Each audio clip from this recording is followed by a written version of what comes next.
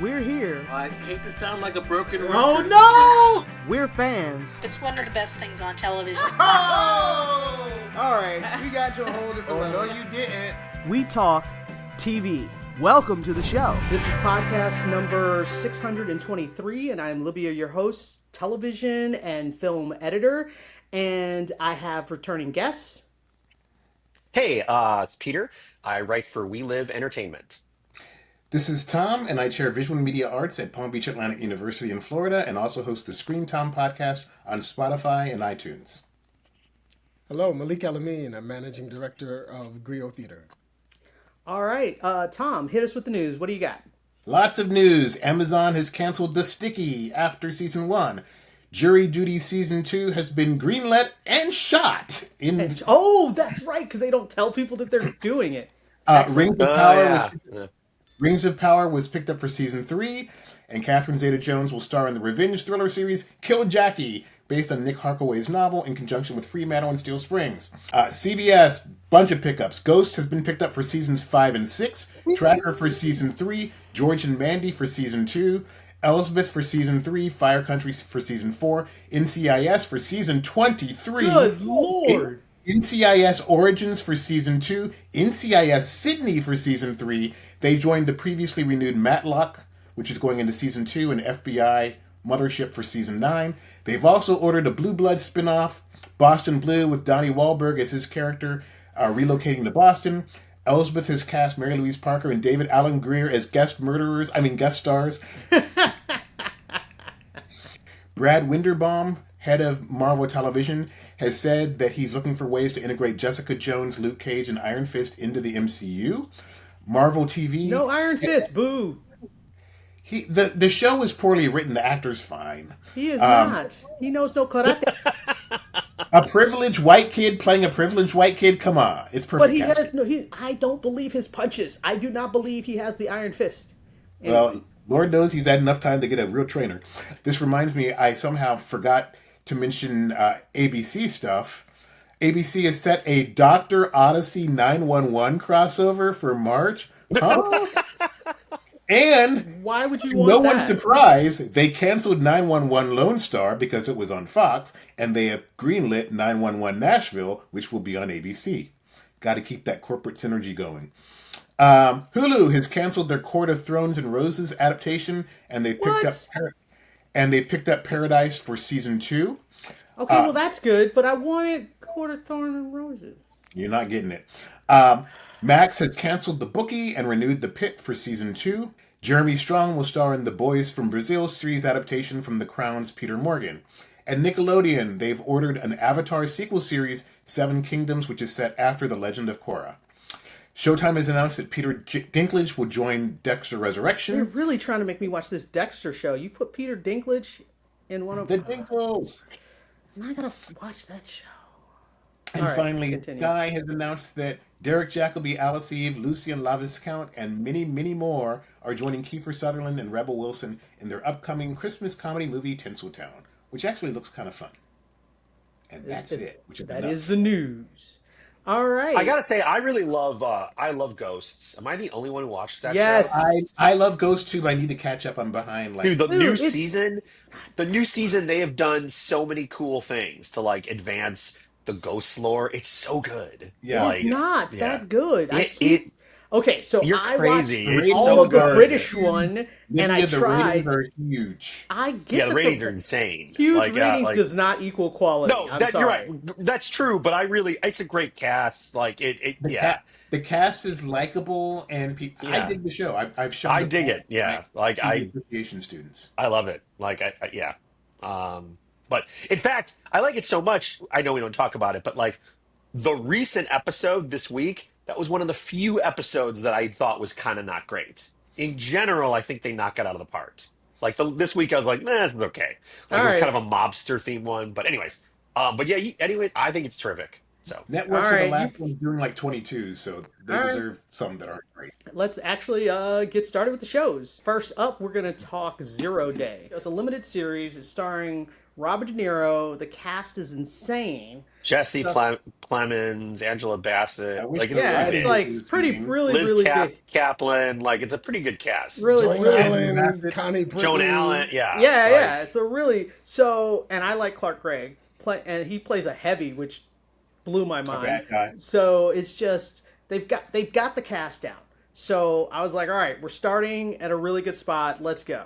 And and it's I a good will. premise. It is a good premise, and I will say, I think it's a relatively strong pilot. 90% of the pilot, and then it got me a little worried towards the end. But let's start off with where we're going, which is we start off with De Niro's character. He's President Mullen, I want to say. Well, he's a former He's former a, yeah, former he's a president. president. former Right, he's president, former and president. He's so an 80-something 40 former president. No the resemblance to any reality at all. but the big deal is that after one term, he decided not to go for reelection, Yeah, but yes, even it's though kind of what we wanted in real life, but whatever. Like, I'm but just yes, saying, like, but his whole thing is he had a child who died, and he was like, you know what? I don't want this. I just want to, retire, whatever. But then you have this cyber attack that comes, and the current president wants to give themselves a little cushion and some distance from any political fallout and asks him to run this cabinet committee to do this investigation. Force. Yeah, task force. But they basically, when they started listing all the powers he would have and getting rid of habeas corpus, all that stuff, and I was like, oh no. I was like, stop giving other people ideas. This is a terrible idea. Like it was, it was, Patriot Act looked like yeah, you it was Boy Scout rules. insane. but the scene with the protesters is pretty good. Yeah, but I have to That's a good say, scene. That the yeah, only like thing is, I felt the speech was so on the nose that I was like, yes, sure. I see what you're doing. Please stop. Like, I don't need people speechifying to me. But I was enjoying, like, seeing the political maneuverings, and also Jesse Plemons' character. I was like, you obviously can't trust him. He's like hustling. He is a hustler, and Right. he gave that hustler energy. And the more you find out about him, the less you trust him. So I like but I do like De Niro's wife. What's that actress's name? You guys just said it. Joan That's Allen. Joan Allen. Always awesome. Yeah, Yeah, she's great. she's Love really her. good. I felt like I Yeah. really believed their relationship. The thing that, like I said, that worried me is when we got to the end. He's in his office, Yeah. and he's trying to open the safe. He can't remember the combination. And he looks at his book, and it's almost like Jack was a dull boy. It's like Bambi killed Something about Bambi or Bambi something. is the Yeah. killer or whatever, and it's like Who written killed 5,000. Bambi? Yeah, it's written 5,000 Did I times. kill Bambi? Like, Yeah, it was like- all of that, and I was like, oh no. So now I'm like, now we're dealing with an unreliable narrator, and I don't know what this means, and I do not like that trope. They've done this so many times. Mhm. Well, That I think that I Go think ahead. the truth is that like my father in the last stage of his life had really terrible dementia and stuff, and I think that dementia and Alzheimer's is absolutely like a thing that I understand why with so many people who have family members that are dealing with that. I understand the notion of like putting that in stories. I totally do, and I'm down for it.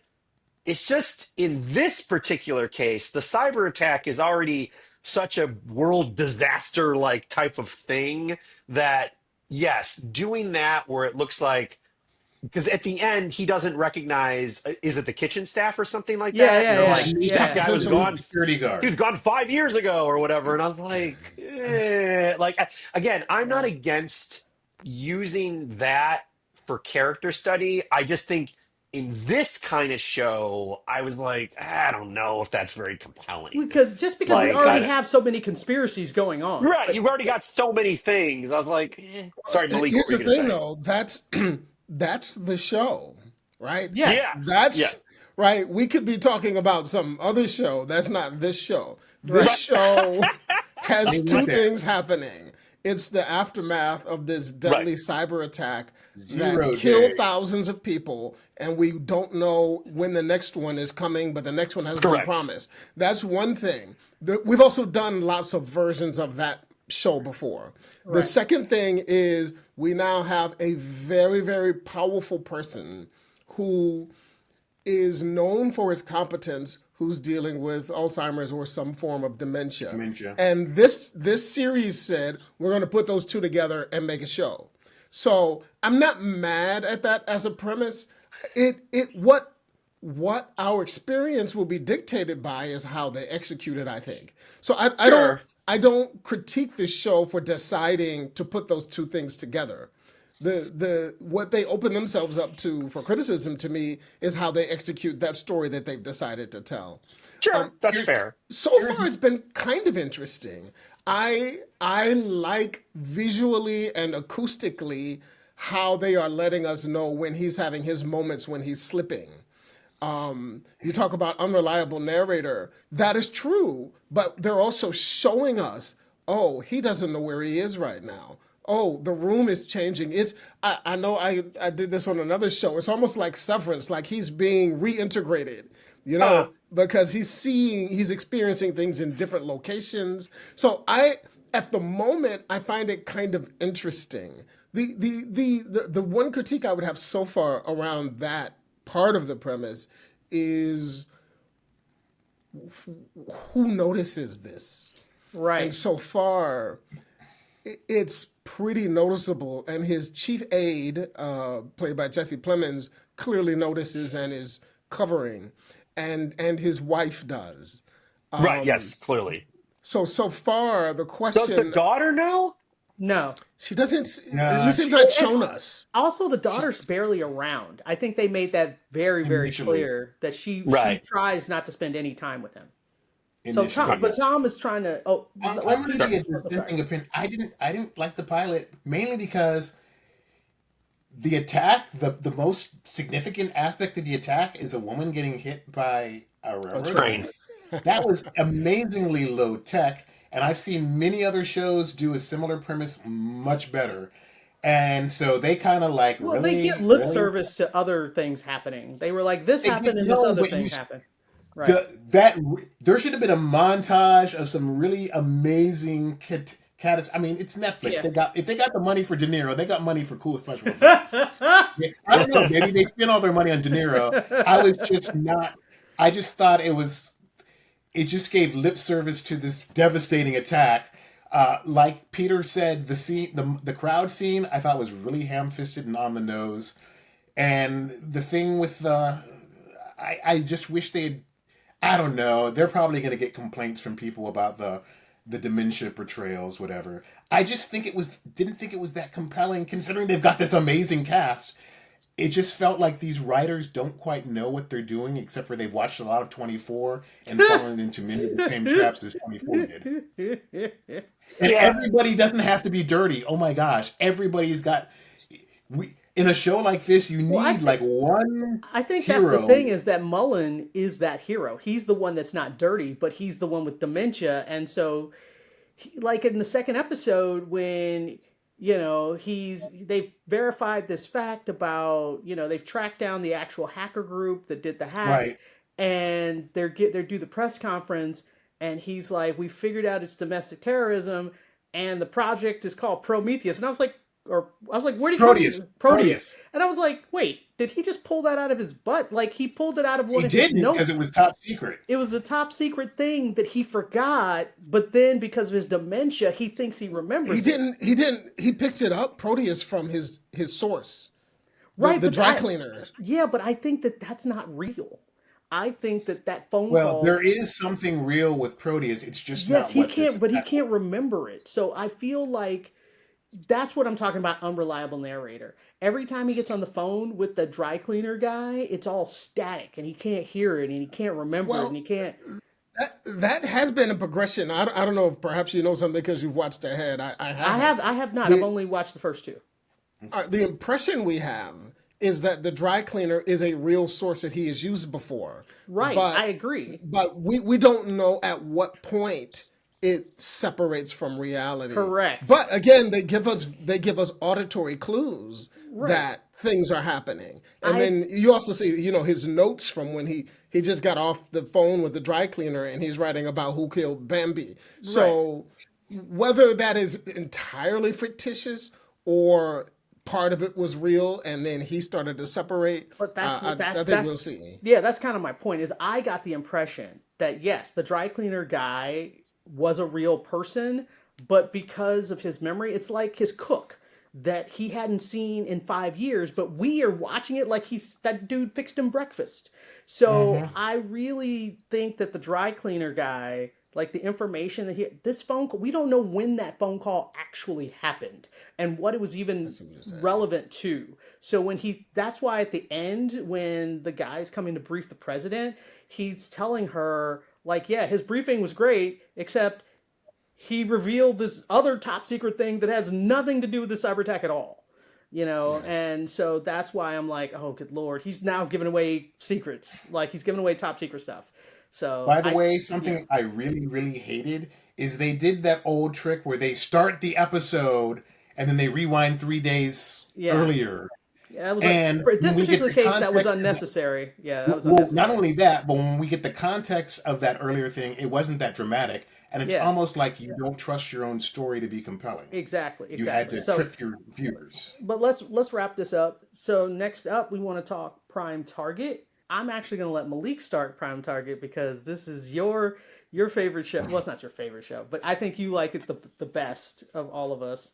I am coming around a little bit on your guy. I liked him a little better in this, especially with him trying to be a spy because he sucked at it.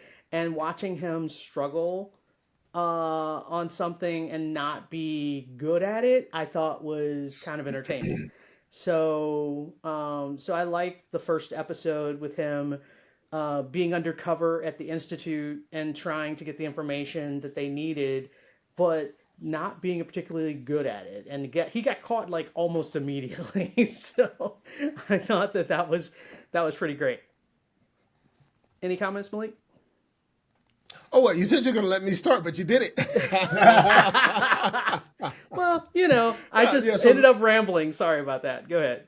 All right, so episode 4 is where he decides, I guess Ed and what's his name, Taylor, decide that they need to understand what's going on at the Kepler Institute. Right. So they send in the guy who has no experience in intelligence or field work to go in undercover. And it's kind of fun how for researchers it's like they're in a kid in a candy store, which I like how they set that up. He goes in and blows up his cover almost right away. But it was fun how they used an obstacle, which is Taylor's observation equipment doesn't work with his, which gives us an excuse for them to talk out loud about what they're doing and what they're seeing. So I thought that was well done. But they now know enough to figure out what's going to get them to the next episode, which is they end up needing to go to Iraq to the dig site that started all of this. The thing that I was really excited about and I couldn't wait to get to was when they got to Iraq and they got into the big room and you could see all the numbers and they had it like a big astronomy kind of thing. You could see the stars that represent math. And it reminded me, I was playing Indiana Jones with Peter and they have these puzzles in the game and you have to like figure out. So you were cosplaying Indiana Jones with Peter? What's going on here? Yes. We were actually playing simultaneously is really what was going on. But it reminded me of a video game and like solving a puzzle with lights and with numbers and math. And that's what I was excited about. I was like, all right, let's solve this now. And it didn't really disappoint because he's actually like looking at the constellations and looking at the translations and actually working out math right there on the spot, which I thought was great. But of course, you now have assassins trying to kill him like while he's trying to do said math. And the widow of his mentor was not exactly happy to see him. Oh, right. Yes, because then they tell her that, oh, your husband didn't commit suicide. He was actually murdered, and she's freaking out. And they give her zero time to, like, absorb that. They're like, now help us. Exactly. I was like, can she get 5 minutes? 5 minutes to, like, process my husband was murdered, and we're. That was kind of, and then they acted like she was crazy because she was like, I need a minute. But the big twist to me, which I thought was cool, was when they have the assassin. They have the assassin following the mathematician, and then she's trailing him, and then the widow has a bodyguard. So like everybody converges, and then there's just like At it this was market. yeah, Right. at the market. That was really cool because that was a good reveal. Go ahead. And then you have one of the better hand-to-hand fight scenes Oh, in television. that was pretty Right? good. Like Yeah.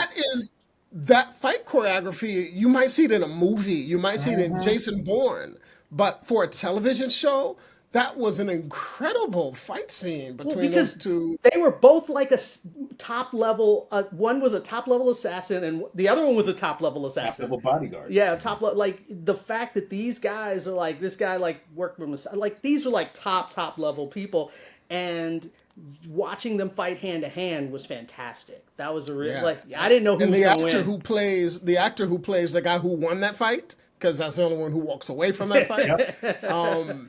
He is both a really good actor, but also he is acting in the fight. Like when the knife gets close to him, the way he's glancing at the knife, like, okay, I've got a problem here. What am I going to do? Like you see him working the fight while it's happening. So I just thought that was high level fight choreography and acting for television for sure. And the big reveal is when the dead guy's phone is picked up by our female agent, and it's her Taylor. mentor on the other side. Did you get him? Is it done? Is he And so dead? Yeah. She was He like, now knows "Oh her my mentor has god!" betrayed her. Yeah. And so that propels the action into episode 6, which they go to France. And they need a And rubbing from France. There's a And- rubbing from it in a museum in France. Right. So they are off to that, and that whole all the betrayal and all that kind of wraps up, and it's just, I like it's her godmother. Her godmother is trying to like convince her, like, no, I'm not really a bad guy, and I would never betray you, and I don't believe her at all. Like, Well, this is in episode 6 when Math Boy has a phone for some reason that And she mentor calls. and she told him to get rid of it already. Oh, I It know. wasn't like he I know. just didn't know. She said, "Get rid of the phone. They can trace it." And he's like, "Oh, I know better than you." that Well, doesn't make that because plot point doesn't make a lot of sense. I used to be a top level secret agent. Yeah, they needed a plot device there, though. To a certain extent, people knew where they were almost the whole time anyway. Yeah, so, because they did tell. They did tell. yeah, so that plot device didn't fully pay off. It just showed. But I that think he- the big he does- thing they wanted is a conversation between the agent and the mentor trying to say, "No, I'm the good guy," and she's like, "Liar." Yeah. Well, let's wrap this one up. So next up, we're going to talk about Paradise, which is so far on the list one of my favorites. I'm really enjoying Paradise. Like the twist of this show, yeah, I like that it keeps kind of changing form. So we start off thinking we're dealing with the guy, Secret Service, retired president, and the Secret Service guy, the president dies, and he has to like figure out who killed the president. But then you find out, oh no, this is actually post-apocalyptic, and we're all living in a cave, and it's like Silo. And then you're like, wait, okay, we're dealing in Silo.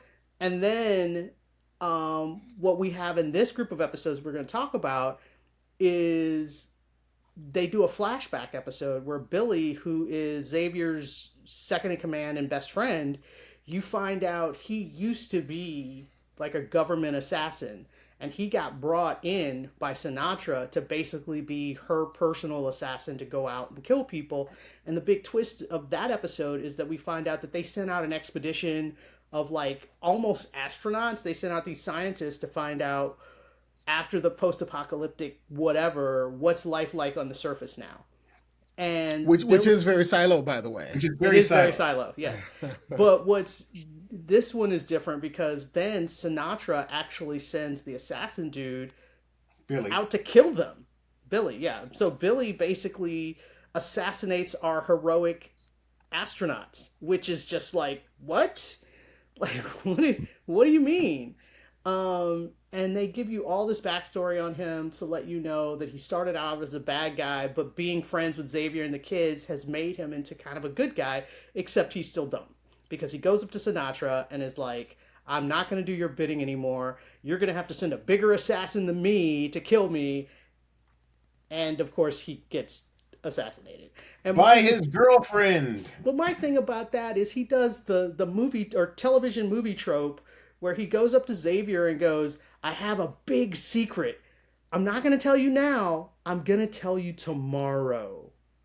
Like, as soon as he said that, I was like, and he's going to die in 5 minutes. Like, that was just, like, that's the most disappointing of the writing that I've been. Like, I've been relatively happy with most of the writing for this whole show, but that was just pedestrian. Like, somebody should have sent that back for a rewrite. Kind of a trope, or at least a pattern they're following in with this show, is that each episode ends with a plot twist. Right. So the big twist at the end of episode 4 was the fact that Billy gets ganked by his girlfriend. Right. And the big twist at the end of episode 5, as X is starting to piece things out and really realizes Sinatra is not to be trusted, is that there are words that mysteriously appear in the sky. They're lying to you. That was so good. Which infuriates Sinatra. Of course, because she's a control freak. And she's for me, they're going to have to do some serious character rehab on her, because right now she just seems very mustache twirly. She is. I agree. And the decisions they're making, I did really like I'm going to skip over. I mean, go ahead. Do what you want to do. Skip over. In episode 6, where we finally get some backstory with X and his wife and his family, basically the daughter gets called into school because of this class exercise she did. Which, it's about food economics. Insecurity. Yeah. Food insecurity. And basically, the parents, the terrible parents of the kid, it's like, he ate until he puked. It's like, dude, nobody made him eat the cake. And it turns out that this was the kid that had bullied their daughter earlier. So I really like the breezy chemistry between X and his wife.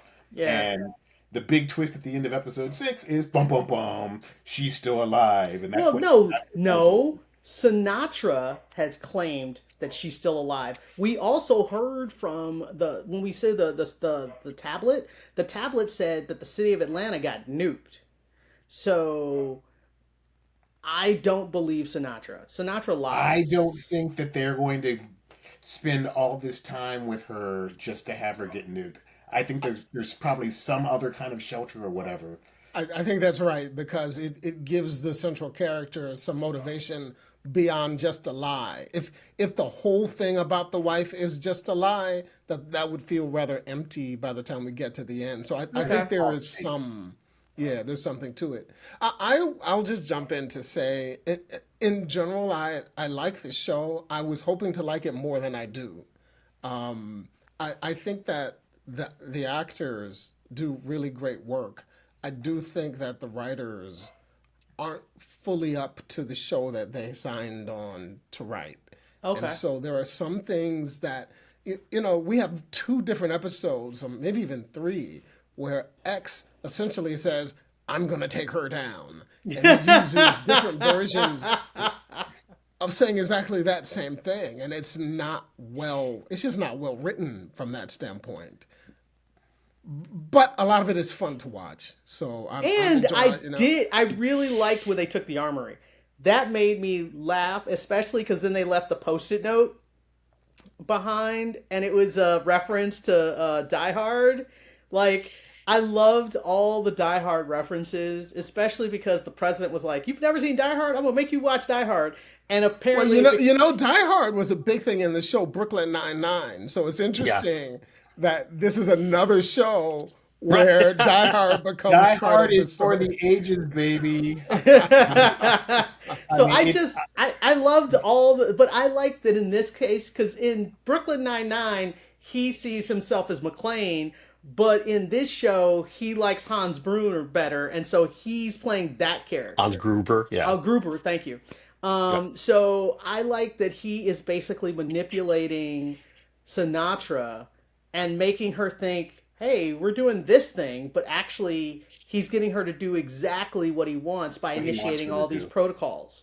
Because he's on the inside, he knows all the protocols. So he is basically 100% getting her to do everything. The only thing I was kind of annoyed by was Sarah Sahi's character, like, tipping off Sinatra. I was like, you don't owe her anything. She was like, well, she's a grieving mom, and I felt like I owed her. And I was like, why? What do you owe her? You don't owe her a thing. But she's So, also kind of on that team. I mean, she is part of how Paradise was conceived, and she true. chose everyone. So she actually had. She's not on X's side. No, Now, she's she'll go get in the shower with him, sure, but she's not fully on his side. yes, She's what I we agree. call a stakeholder.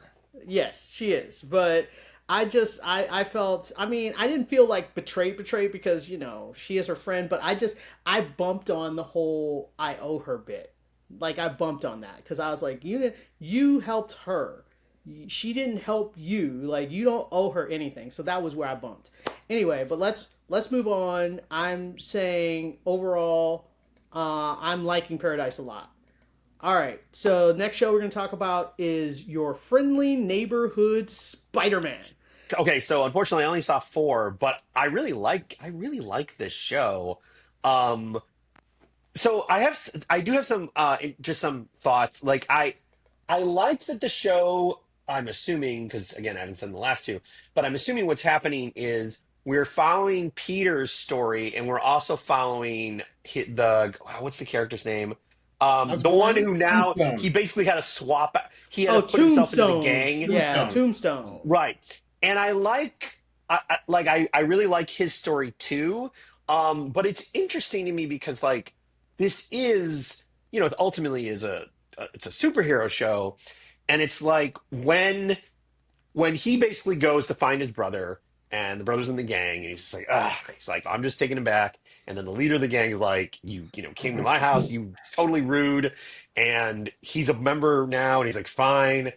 I'll be in the gang, just, spare my brother, which of course I'm just looking at a little brother like, you idiot. Like, but I mean, he's a kid. I mean, I get he's a kid, but what's interesting to me is that like, at the same time, Spider-Man is dealing with these like, this like Bonnie and Clyde duo who have some tech gear. We don't know who the tech is coming from, but they're kind of like, yeah, they're like bad guys that Spider-Man has to figure out how to like take out. Right. And I was like, well, technically, if Spider-Man was with his friend, he could easily just web up the gangsters and be like, all right, this is over.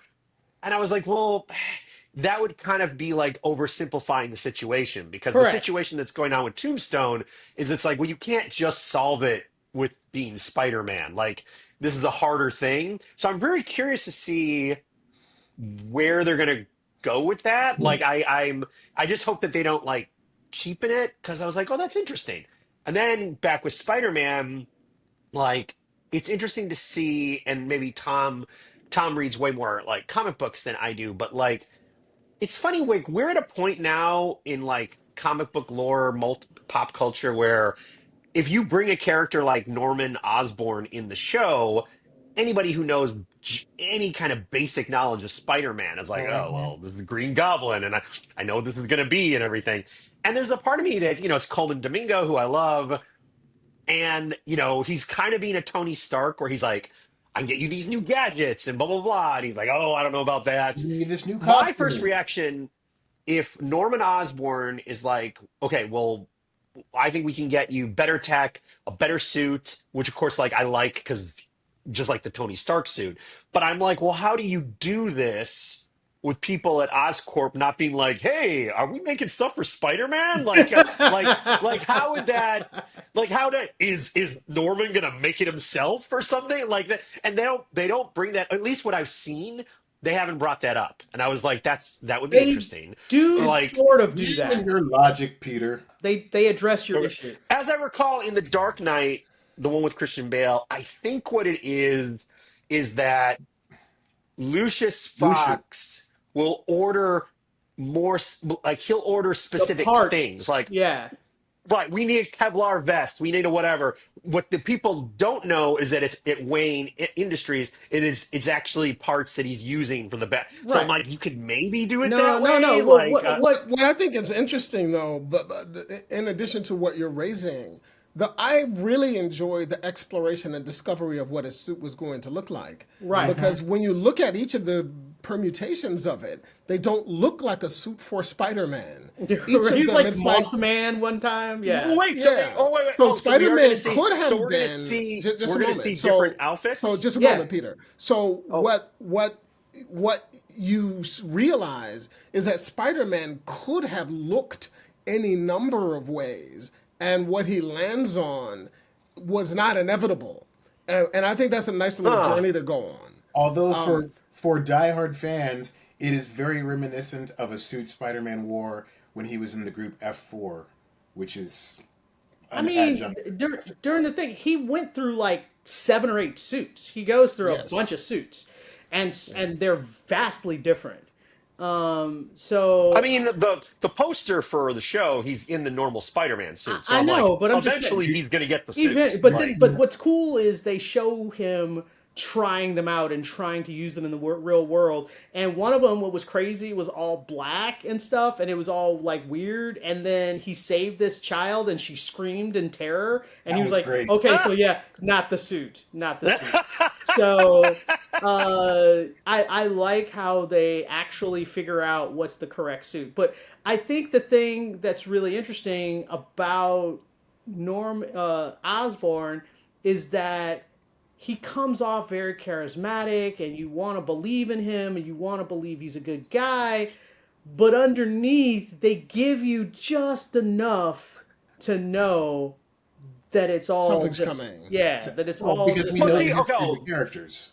well, Right. this is where I was going to say to Tom is that like, well, that's a little disappointing to me because there's a part of me that's like, when you're doing these iconic comic book characters, you want them sort of to be at the heart of like who they are as a character, like, but you can sort of change it. And a part of me was like, so there's no way we can do this where Norman Osborn, like, does he have to become a bad guy? Like, can't he still sort of inhabit the personality traits and the power, but does he just have to become, it's inevitable he just has, because it just narratively it's a little boring to just Well, be like, we oh, don't I guess he actually becomes Green know Goblin. that Like, he's bad guy. So I think that this show is doing lots of shades of color. Yes. So for example, when Spider-Man meets Daredevil, Spider-Man thinks Daredevil's a criminal. right. And in their fight and in their discussion, he starts to get ideas. Oh, I'm not sure. He kind of admires him, and he doesn't. He's like, I kind of. He's smart. He's really good at this. So I think with Osborn, we know what the story is, but I think we're also going to see reasons why every villain thinks he's the hero in his story. Exactly. I think True. we're going to see that in this series. The thing about Norman Osborn is you know it's a ticking time bomb, especially when he saves Harry, and Harry becomes the new, Man in the chair. man in the chair. So, and I like what they did with Nico and, the Two's Company, Three's a Crowd. Her finding out accidentally because, Harry thinks that she knows everything because they're besties. Oh, right. So, for me, I think by the end of either this season or this arc, we will have a much more satisfying explanation for why the elder Osborn hates Peter/Spider-Man than in the Tobey Maguire Willem Dafoe thing, because that's why I don't like that first movie, because I hate Spider-Man because I hate Spider-Man. right. Give him a motivation. But that was Charlie Cox voicing Daredevil in episode 6. That was really cool. Watching and the them fight was fun. The fight was fun because what I fight was really fun. liked is that it showed, just because Spider-Man is stronger and technically probably faster, Daredevil's a fighter. He's a good fighter. And Spider-Man's a 15-year-old boy who doesn't really know how to fight. And so Daredevil kicks his butt. And Oh so wait, does this Spider-Man, does he not have spider sense? Because when he's losing to the Bonnie and Clyde, I'm like, the whole way his power is supposed to work is right before he gets hit, he knows it, so he moves. Right. Does he not have spider he's power? dude. Spider He's only sense? been Spider-Man for a month. Like he hasn't gotten Oh, all his okay. stuff yet. So that's Okay. It that's was the originally explanation. called Spider-Man Freshman Year, and then Yeah. they changed the name of the show. Yeah. So anyway, we're Okay, gonna. but I gotta say though, I really like the show. I like the energy. I love the animation. It's I like all the fun. characters. Like, yeah, it's fun. Like, All right. yeah. Well, let's wrap this one up. And next up, we're gonna do Severance. And this one, Peter, you said you want no spoilers. Yeah, I've only seen the first 2 episodes of the new season. I love it. I think it's fantastic. I love Severance as a show. I just need to catch up. I keep hearing episode 4 is incredible. They did something they've never done before. Yep. But I'm assuming you guys all, before I go off, I'm assuming you guys all really like it, right? I Oh, mean, Yeah. Yeah. They keep doing something they've never done before, Seriously. from my standpoint. Yes. No, Yeah. no bad tropes here. Yes. It's all good Um, stuff. I will say the thing I'm very curious about where I am, and obviously the listeners know more because they've watched more, is I am very curious what's going on with, is it Helly R? Is that her name? Yes. Oh Yeah. yeah. Because when she lied about, like, when they were like, oh, this is what happened when I woke up, and I was like, well, that's totally a lie. I'm like, is it because she's ashamed that she's really the bad guy? And then Libya off podcast was like, you said you wondered, well, maybe it's the Audi version, is like almost like a spy. And I was like, maybe that's what it is. Like, I don't know. Like, So I'm you're curious. just going to have So- to watch so we can You see. Yeah, cannot might as well, say yeah. anything. Catch up, baby. So Peter's going to drop out so he doesn't get spoiled, and we're going to talk about episodes 5 and 6 of Severance, and I'm trying to remember what happened in episode 5 because episode 5 The is Fallout from from the Portabo, Oh my God! and Milchick gets his performance review. I have to say the most passive aggressive behavior I have ever seen is from Miss That little girl? The Quan is her name, I think. The little girl. Yeah, the girl. Oh my goodness. Like, she has this whole mean girl from high school vibe with the Karen in the office vibe, like combined together as a superpower. Because it's like when he gets his performance review and it's like, we have an anonymous report that you put on your paper clips in an incorrect fashion. And I was like, what? So people don't know in which way to read your documents. And I was like, the way that the paper says. Words. Oh yes. You use he's like your word choices. You use too big words. Too many big words. And I was like, but I like the way Milchick talks. I really, really like the way he talks. I don't want him to not talk that way. It has such a flavor to it. So his performance review was crazy. And it was like, Mr. Milchick, I have a question. And then she's like telling him that he's doing everything wrong with the innies. And he goes, that's a statement. That's not a question.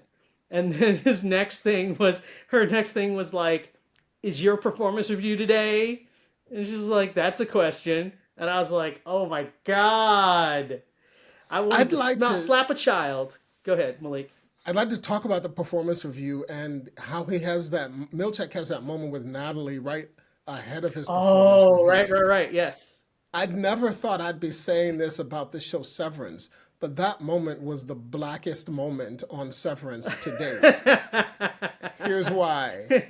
Because he asks Natalie about how she felt when she received those blackface paintings around the founders. And Natalie looked him dead in his eyes and acted like she had no idea what he was talking about. Yep. And for me, in corporate America, that's the blackest thing ever. You're talking to another black person and they pretend that they don't know anything about racism and haven't experienced it before. And it's like, okay, you can act with everybody else, but when it's just the two of us here, what are you doing? You don't have to act like that. So I just loved that he was trying to have that one-on-one, hey, just between the two of us, just family, let's talk about how you felt. And she just cold fronted on him and was like, I don't know what you're talking about. Well, the only thing I was wondering about, because I get what you're saying, but I was also wondering, like, she knew that his performance review was bad. And she's like, if I'm going to ally myself with somebody, it's not going to be with this dude. He's about to get out of here. Like, I don't think it was that strategic. I think it had to do with. I thought it was particularly because I don't know that there were black writers on the show. I might be wrong about that. There are not, All right. because the guy who plays Milchek talks about they bring him in to talk about racism on the show and they write it in. Okay, because that scene to me is not about her being strategic. It's about her unwillingness. And it's about in corporate America how dangerous it is To have that discussion. accept that you're black and that affects your experience in this organization. I think that's what that was about. And I think it was done wonderfully. Yeah. For more details, watch the evening news. But let's talk about the innies and the outies in the post. What I thought, the innie Mark, the level of betrayal and just kind of desolation that he felt like after he finds out what's going on, like his whole, like he's acting really cold to like everybody for the whole episode. And I was like, I kind of get like he doesn't know what to say, but what I liked is when he finally exploded at the end of the episode and he basically said, nothing matters. Nothing we do matters because all our plans, I told my whole plan to the spy, and that means they know everything we're trying to do. They know all our plans. There's no point. There's no point to anything. And so he just basically just kind of gave up and was just like, screw it. So it left him in a really, really kind of dark place. And then Milchek got in his face at the end of the episode and Did he though? and Did just he kind though? of threatened him and was like, not only do I know what you did that to the CEO and the founder, and you did this, and it's just like, I was like, oh my God, like he was just right up on him. I'm going to catch you in the elevator. And again, just going back to the visual style of the show, we know that elevator is claustrophobic. It's normally one person at a time, up and down. And the fact that Milchek comes in, so now it's like, I was like, we're having this conversation like this. It's just really uncomfortable. Right. Great scene. The things I thought were really interesting in episode 5, which was mostly about the fallout, is we find out that Audi Irving, basically sees a car trailing him, and he's talking to somebody mysterious, and he thinks he's being trailed, and it turns out it's Audi Bert, who saw him, hovering outside the house, and invites him over to meet his partner. Husband, yeah. And Annie Irving left a big old clue behind a painting. Oh, hang in there. No, the drawing of the hallway. Right, but it was behind the painting that says "hang in there." Right, behind the hang in there painting. Yeah, that's the right. hang in there that he says was a clue. Moving ahead. I want to talk. I want to get into the whole dinner at Bert's house real quick. Who they cast to be the husband for Irving was perfect. I love. I was like, who do you have that could be at this caliber and like have like this is like a triangle sort of thing, and all the information that they're like kind of bandying about in the whole Attila the Hun thing. Instead of calling your significant other Hun, we call him Attila, and Attila. that has some really dark undertones because he was like, there's no way I'm getting to heaven, so I'm going to get severed so that part of me can go to heaven.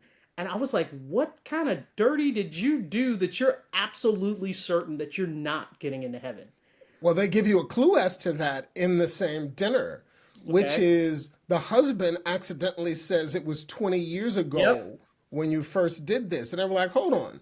The Severance has only been around for like 11 years. Yep. So he's clearly, I think, so this is just theory now because I haven't watched ahead, he has to be like one of the founders or one of the main originators of the whole project, which is why his soul can never go to heaven. Well, also, I think he did some dirty stuff for... I don't think he's an Egan. I think he did some dirty stuff for the Egans. Or the Egans. I think he did some...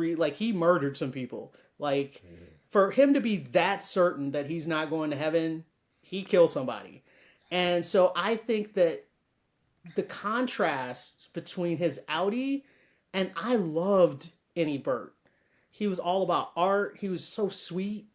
And that bird is gone and all we have is this guy because also we know that the company Lumen broke into Irving's apartment and I think that's why he got invited to dinner to get him out of the apartment so that they could snoop. So he's working with them and I was like, "Oh man, Audi Bird is evil." Like, this It makes me it sad. interesting. It does, but it makes me interesting. sad too. Because it's a more complicated love story, essentially. It is.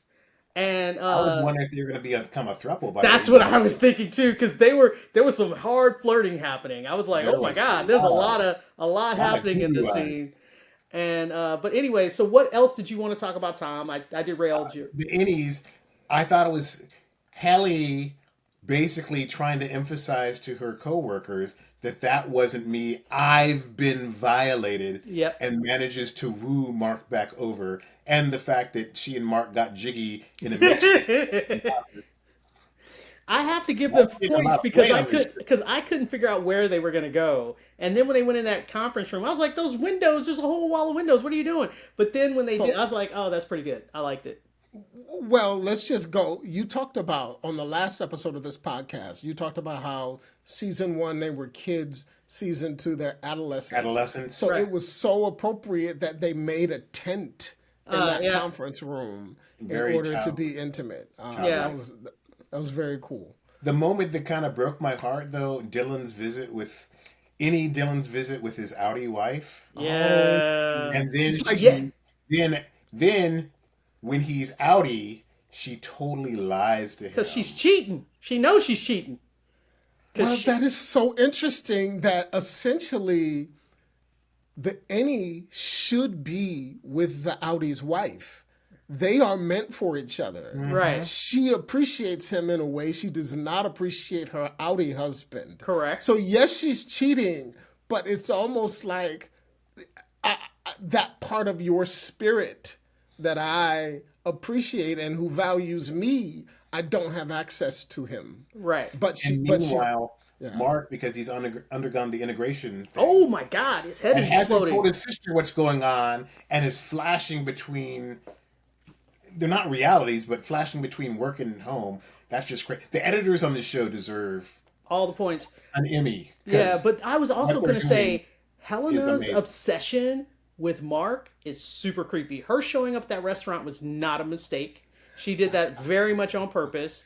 And I think she's obsessed with him. And so she's trying to be around him. And it's just like, dude. she's obsessed with him in a couple of ways.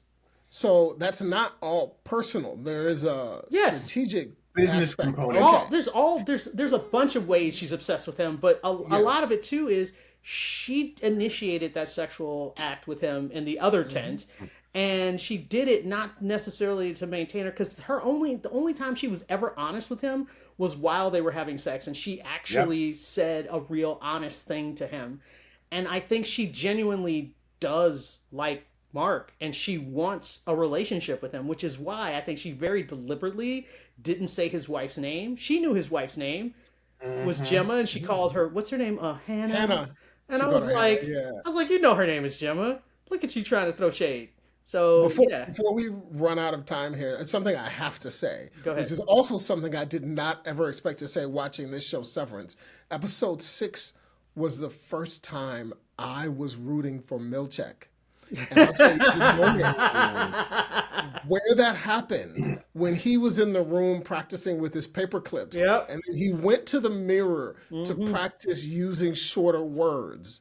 He says the long version of, her being childish or immature. childish folly.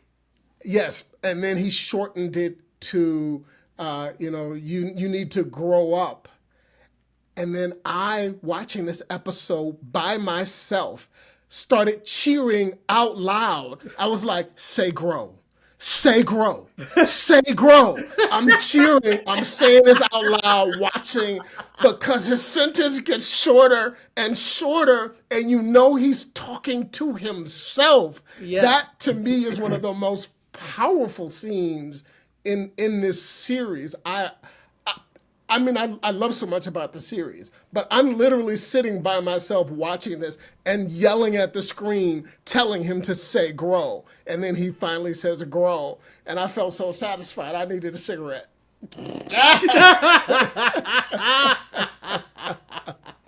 All right, let's wrap this up. And that's all we have to talk about for this week. Welcome back, Peter. You missed all the spoilers. So hopefully next time you can actually join us when we wrap up Severance.